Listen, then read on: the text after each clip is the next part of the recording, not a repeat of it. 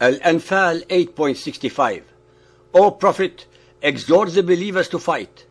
If there be of you 20 steadfast, they will overcome 200, and if there are of you 100, they shall overcome 1,000, because the disbelievers are a folk without intelligence. This surah clearly exposes Islam to be a belief system that not only encourages violence, but actually makes it a sacred duty for its followers to kill anyone who does not believe in the Muhammadan version of Islam. Not only is the all-forgiving Allah exhorting his followers to kill anyone who is not a Muhammadan Muslim, but he is also saying that all so-called unbelievers are so stupid that they will be unable to defend themselves and therefore deserve death. Al-Anfal 8.67. It is not for any prophet to have captives until he hath made slaughter in the land. You desire the lure of this world, and Allah desires for you the hereafter, and Allah is mighty, wise. Now, enjoy what you have won as lawful and good, and keep your duty to Allah. Lo, Allah is forgiving, merciful. This verse is in reference to the prisoners that Muhammad held for ransom after the battle. Allah the Merciful is saying that they should all have been killed. In addition, Allah is conveniently commenting that whatever loot Muhammad has plundered is lawful and good, because it was done in the service of Allah. So murder, rape, plunder and destruction are all perfectly fine with Allah as long as they are done in the name of Islam. Muhammad is also assiduously making himself seem very kind for having spared the lives of the prisoners, when in fact he only let them live so he could get more money from the ransom for them. In today's world, this is terrorism of the worst kind. 3. Assassination of poets who criticize Muhammad's murderous ways in the Medina. After the Battle of Badr, the people of Medina were horrified that they had given refuge to such a blatant criminal and his followers in their city. Many began protesting the presence of such violent and murderous people in their city. In a free society like pre-Islamic Arabia, the poets acted as society's conscience and were free to criticize, satirize, and examine the actions of people. The two most famous poets of this kind were Abu Afaq, an extremely old and respected poet, and Asma bint Marwan, a young mother with the gift of superb verse. Muhammad was enraged at their criticism. When he heard the verses composed by Asma bint Marwan, he was infuriated and screamed aloud, "Will no one rid me of this daughter of Marwan?" That very night, a gang of his followers set out to do the dirty deed. They broke into the poet's house. She was lying in her bedroom, suckling her newborn child, while her other small children slept nearby. The Muslims tore the newborn infant off her breast and then stabbed her to death.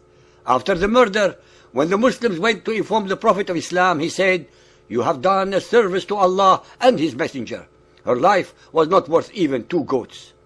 A month later, the distinguished and highly respected Abu Afaq, who was over 100 years old and renowned for his sense of fairness, was killed brutally in the same manner as he slept.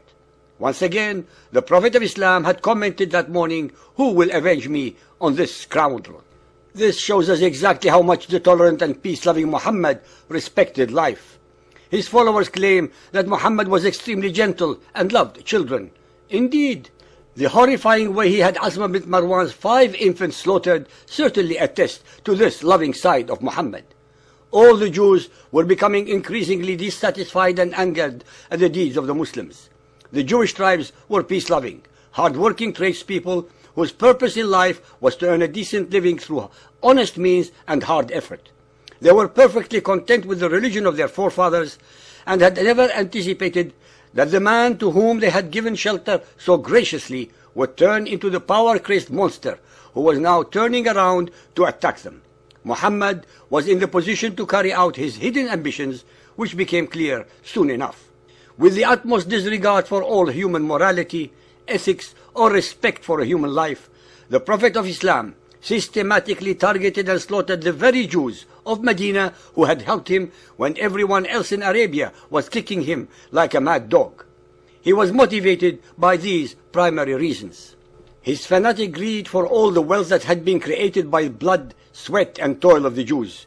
Our listeners should be made aware that for most of his adult life, Muhammad was not employable and unemployed, and hence coveted the wealth and produce of others. The Jews were the biggest obstacle in his plan to subject all of Medina, so they had to be removed by any means possible. His fear of all other religions. Muhammad was a pathological narcissist, a delusional megalomaniac, meaning he believed that he was the supreme ruler of the world. Anything that threatened this sick fantasy of his had to be exterminated. Since the religion of the Jews rejected his pathetic claims to divine rule, they were the targeted victims in Medina, just as the polytheist Arabs had been his victims in Mecca.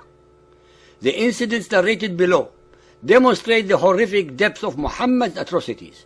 Keep in mind that Muhammad is the model of good Islamic behavior, and you will realize how Muhammad and Islam advocates genocide in the name of their cult belief system. 4. The siege of the Banu Qaynuqa, April 623 AD in the Medina. In order to get full control of the Medina, Muhammad needed to get rid of all his opponents. The strongest of these opponents was Abdullah ibn Ubay, a powerful chief who was allied with the Jewish tribe of Banu Qaynuqa. This tribe was also the weakest because they were made up of craftsmen, in particular goldsmiths. By attacking them, Muhammad knew he could plunder a huge amount of wealth and weaken Ibn Ubay.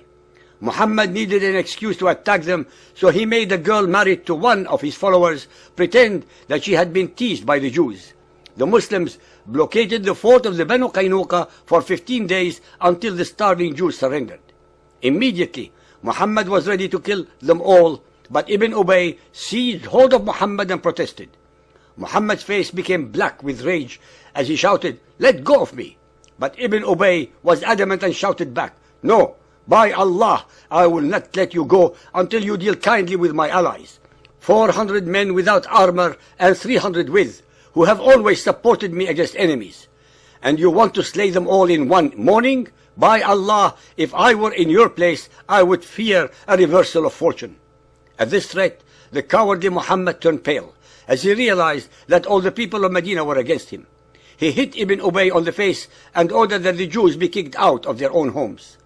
All their property was seized and looted. Many of the prettiest women were taken as prisoners to become sex slaves. Muhammad, as usual, kept 1/5 of the enormous booty for himself. This is the way he repaid the kindness of the Jews of Medina, who had given him shelter and refuge when Muhammad had run away from Mecca in fear.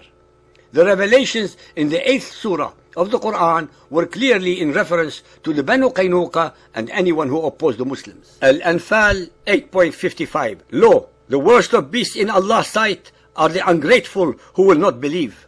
Those of them with whom you made a treaty, and then at every opportunity they break their treaty and they keep not duty to Allah. If you come to them in the war, deal with them so as to strike fear in those who are behind them, so that they may be remembered. Here Muhammad's acts of planned terrorism against the Jewish tribe is justified by Allah, because according to the merciful Allah, non-Muslims are the worst of beasts. So it is perfectly alright to murder, rape, torture and pillage the non-believers. Not only that, but Allah is advising Muhammad and the Muslims that when anyone protests against the injustices committed by Muslims, the Muslims should make sure and deal with them with such violence that it will strike fear among anyone who may think of supporting dissent. This proves that the Quran is nothing but a political manual for controlling people with terror. Not even the fascist armies of Hitler engineered such devilish ideas.